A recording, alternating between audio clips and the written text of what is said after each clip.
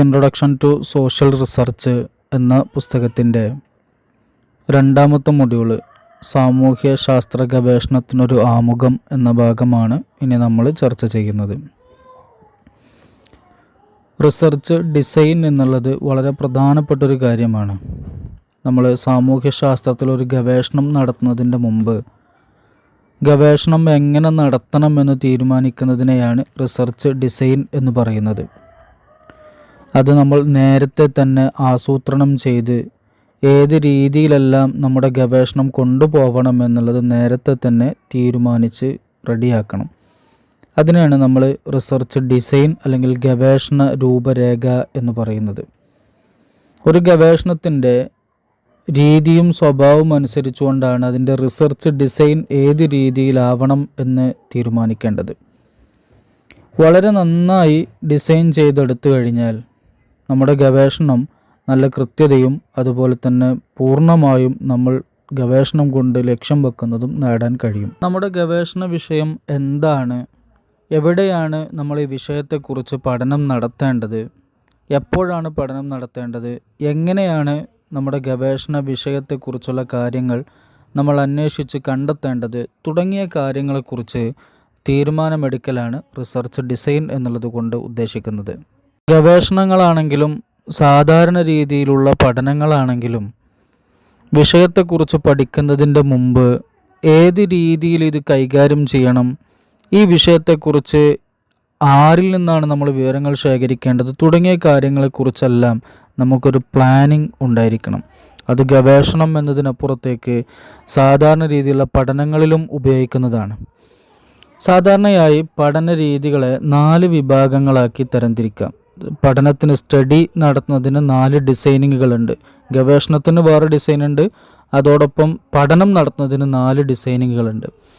ഒന്നാമത്തത് sample design, രണ്ടാമത്തത് observational design, മൂന്നാമത്തത് സ്റ്റാറ്റിസ്റ്റിക്കൽ ഡിസൈൻ, നാലാമത്തത് ഓപ്പറേഷണൽ ഡിസൈൻ. ഇങ്ങനെ 4 രീതിയിലാണ് സ്റ്റഡി ഡിസൈൻ ഉള്ളത്. സാമ്പിളിംഗ് ഡിസൈൻ എന്ന് പറഞ്ഞാൽ ഗവേഷണ വിഷയവുമായി ബന്ധപ്പെട്ട് നിരീക്ഷിക്കാൻ ആവശ്യമായ വസ്തുക്കൾ തിരഞ്ഞെടുക്കുന്ന പ്രവർത്തനത്തെയാണ് സാമ്പിളിംഗ് ഡിസൈൻ എന്ന് പറയുന്നത്. നമ്മുടെ ഗവേഷണത്തിന് ഒരുപാട് കാര്യങ്ങളെ നമ്മൾ നിരീക്ഷിക്കേണ്ടതായി വരും. അത്തരത്തിൽ നിരീക്ഷിക്കേണ്ട വസ്തുക്കൾ ഏതൊക്കെയാണ് എന്ന് തിരഞ്ഞെടുക്കുന്നതിനെയാണ് സാമ്പിളിംഗ് ഡിസൈൻ എന്ന് പറയുന്നത്. രണ്ടാമത്തത് ഒബ്സർവേഷണൽ ഡിസൈൻ. ഗവേഷണം നടത്തുന്നതിന് ആവശ്യമായ സാഹചര്യങ്ങളെ സൂചിപ്പിക്കുന്നതിനെയാണ് ഒബ്സർവേഷണൽ ഡിസൈൻ എന്ന് പറയുന്നത്. അതോടൊപ്പം നിരീക്ഷിച്ചു പഠിക്കുന്നതിനെയും ഒബ്സർവേഷണൽ ഡിസൈൻ എന്ന് പറയും. മൂന്നാമത്തത് സ്റ്റാറ്റിസ്റ്റിക്കൽ ഡിസൈൻ. ഗവേഷണവുമായി ബന്ധപ്പെട്ട് നിരീക്ഷിക്കേണ്ട വസ്തുക്കളുടെ എണ്ണം, ശേഖരിച്ച വിവരങ്ങളുടെ രീതി തുടങ്ങിയവയുമായി ബന്ധപ്പെട്ടതാണ് സ്റ്റാറ്റിസ്റ്റിക്കൽ ഡിസൈൻ എന്ന് പറയുന്നത്. നാലാമത്തത് ഓപ്പറേഷണൽ ഡിസൈൻ. നമ്മൾ കണ്ടെത്തിയ ഡിസൈനിങ് രീതികളിലൂടെ എങ്ങനെ നമ്മുടെ ഗവേഷണം കൊണ്ടുപോകാം എന്ന രീതികളുമായി ബന്ധപ്പെട്ടതാണ് ഓപ്പറേഷണൽ ഡിസൈൻ എന്ന് പറയുന്നത്. നമ്മൾ കണ്ടെത്തിയ ഡിസൈനിങ്ങുകൾ പ്രാക്ടിക്കലായി നമ്മുടെ പഠനത്തിൽ എങ്ങനെ ഉപയോഗപ്പെടുത്താം എന്ന രീതികളെക്കുറിച്ച് പറയുന്നതാണ് ഓപ്പറേഷണൽ ഡിസൈൻ എന്ന് പറയുന്നത്. ഇനി നമ്മൾ പറയുന്നത് റിസർച്ച് ഡിസൈനിൻ്റെ സവിശേഷതകളെക്കുറിച്ചാണ്. പ്രധാനമായും 3 സവിശേഷതകളാണുള്ളത്. ഒന്ന്, ഒരു റിസർച്ച് ഡിസൈൻ തയ്യാറാക്കുന്നതിലൂടെ ഗവേഷണ വിഷയത്തിൻ്റെ ഉത്ഭവവും അതിൻ്റെ രൂപങ്ങളും ഏതെല്ലാം രീതിയിൽ ഇതിനെ തയ്യാറാക്കാം തുടങ്ങിയ കാര്യങ്ങളെക്കുറിച്ച് അറിയാൻ സഹായിക്കുന്നു. രണ്ടാമത്തത്, റിസർച്ച് ഡിസൈൻ നടത്തിയാൽ നമ്മൾ ഗവേഷണത്തിനാവശ്യമായ ഡാറ്റകൾ എങ്ങനെ ശേഖരിക്കണം, എങ്ങനെ ഇതിനെ വിശകലനം ചെയ്യണം തുടങ്ങിയ രീതികളെക്കുറിച്ച് നേരത്തെ തന്നെ നമുക്ക് കൃത്യമായ ബോധ്യം ഉണ്ടാകുന്നു. മൂന്നാമത്തത്, ഒരു ഗവേഷണം നടത്തുന്ന സമയത്ത് നമുക്ക് സാമ്പത്തികമായും സമയവും ഒക്കെ ചെലവഴിക്കേണ്ടതുണ്ട്. അങ്ങനെ സമയവും ചെലവും ഒക്കെ എത്ര നമുക്ക് ചെലവഴിക്കേണ്ടി വരും എന്നുള്ളതിനെക്കുറിച്ചൊരു ധാരണ ഉണ്ടാക്കാൻ റിസർച്ച് ഡിസൈൻ സഹായിക്കുന്നു. ഇതൊക്കെയാണ് റിസർച്ച് ഡിസൈനിൻ്റെ പ്രധാനപ്പെട്ട 3 സവിശേഷതകൾ. അടുത്തത് റിസർച്ച് ഡിസൈനുമായി ബന്ധപ്പെട്ടുകൊണ്ടുള്ള പ്രധാനപ്പെട്ട ആശയങ്ങളാണ്. 6ഓളം പ്രധാനപ്പെട്ട കാര്യങ്ങളാണ് നമ്മുടെ പാഠഭാഗത്ത് പറഞ്ഞിട്ടുള്ളത്. അതിൽ വളരെ പ്രധാനപ്പെട്ട 4 നമ്മൾ പറയുന്നത്. 1 variables, 2 control, 3 research hypothesis, 4 experiment. Variables എന്ന് പറഞ്ഞാൽ ചരങ്ങൾ എന്നതിനെക്കുറിച്ച് മലയാളത്തിൽ പറയാം. സംഖ്യാപരമായി ഡാറ്റകൾ അവതരിപ്പിക്കുന്നതിനെയാണ് വേരിയബിൾസ് എന്ന് പറയുന്നത്.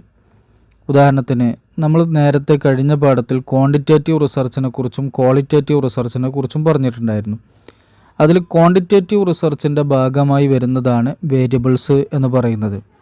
ഉദാഹരണത്തിന് വെയ്റ്റ്, ഹൈറ്റ്, അതുപോലെ തന്നെ വരുമാനം തുടങ്ങിയ സംഖ്യാപരമായി കണക്കാക്കാൻ കഴിയുന്ന കാര്യങ്ങളെയാണ് നമ്മൾ ചരങ്ങൾ അല്ലെങ്കിൽ വേരിയബിൾസ് എന്ന് പറയുന്നത്. രണ്ടാമത്തെ കാര്യമാണ് കൺട്രോൾ. റിസർച്ച് ഡിസൈനുമായി ബന്ധപ്പെട്ടുകൊണ്ട് നമ്മൾ ഒരുപാട് നിയന്ത്രണങ്ങൾ, പല ഡാറ്റകളുടെയും പല വേരിയബിൾസുകളുടെയും നിയന്ത്രണങ്ങൾ നമ്മൾ ഏർപ്പെടുത്തേണ്ടി വരും. കിട്ടിയ എല്ലാ ഡാറ്റകളെയും ഉപയോഗപ്പെടുത്തുക എന്നുള്ളതിനപ്പുറത്തേക്ക് നമുക്ക് ആവശ്യമുള്ളത് തിരഞ്ഞെടുത്ത് ഒരു നിയന്ത്രണം നമ്മൾ ഏർപ്പെടുത്തേണ്ടി വരും എന്നുള്ളതാണ്. അതാണ് കൺട്രോൾ എന്നതുകൊണ്ട് ഉദ്ദേശിക്കുന്നത്. മൂന്നാമത്തത് റിസർച്ച് ഹൈപ്പോത്തിസിസ് എന്ന് പറഞ്ഞാൽ നമ്മുടെ ഗവേഷണം ഏതെല്ലാം രീതിയിൽ വിശകലനം ചെയ്യണം, എങ്ങനെ ഇതിനെക്കുറിച്ച് പ്രതിപാദിക്കണം എന്നുള്ളതിനെക്കുറിച്ച് പറയുന്നതാണ് റിസർച്ച് ഹൈപ്പോത്തിസിസ്. നാലാമത്തത് എക്സ്പെരിമെൻ്റ്. നമ്മുടെ ഗവേഷണ വിഷയവുമായി ബന്ധപ്പെട്ടുകൊണ്ട് ഏതെല്ലാം തരത്തിലുള്ള പരീക്ഷണങ്ങളാണ് നമ്മൾ നടത്തേണ്ടത് എന്നതിനെക്കുറിച്ച് പ്രതിപാദിക്കുന്നതാണ്, അതുമായി ബന്ധപ്പെട്ടതാണ് എക്സ്പെരിമെൻ്റ് എന്നുള്ളത്. ഉദാഹരണത്തിന് നമ്മൾ പുതിയൊരു മരുന്ന് കണ്ടുപിടിക്കുന്ന സമയത്ത് അത് എത്രത്തോളം എഫക്റ്റീവ് ആണെന്നുള്ളതിനെക്കുറിച്ച് ഒരു പക്ഷേ നമുക്ക് പരീക്ഷണങ്ങൾ നടത്തേണ്ടതായി വരും. ഇതുപോലെയുള്ള കാര്യങ്ങളാണ് എക്സ്പെരിമെൻ്റ് എന്നതുകൊണ്ട് ഉദ്ദേശിക്കുന്നത്. ഇതാണ് റിസർച്ച് ഡിസൈനുമായി ബന്ധപ്പെട്ടുകൊണ്ടുള്ള പ്രധാനപ്പെട്ട ആശയങ്ങൾ. റിസർച്ച് ഡിസൈനുമായി ബന്ധപ്പെട്ടുകൊണ്ടുള്ള ആമുഖങ്ങളാണ് ഇതുവരെ നമ്മൾ പറഞ്ഞത്.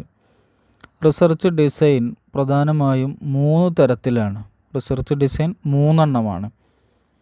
ഒന്നാമത്തത് എക്സ്പ്ലോററ്ററി റിസർച്ച് ഡിസൈൻ, രണ്ടാമത്തത് ഡിസ്ക്രിപ്റ്റീവ് റിസർച്ച് ഡിസൈൻ, മൂന്നാമത്തത് ലോഞ്ചിറ്റ്യൂഡിനൽ റിസർച്ച് ഡിസൈൻ.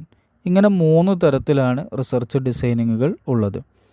ഇനി ആ 3 ഡിസൈനിങ്ങുകൾ എങ്ങനെയാണ്, ഏതെല്ലാം രീതിയിലാണ് ഉള്ളത് എന്നതിനെക്കുറിച്ചാണ് അടുത്ത ഭാഗത്ത് നമുക്ക് പറയാനുള്ളത്.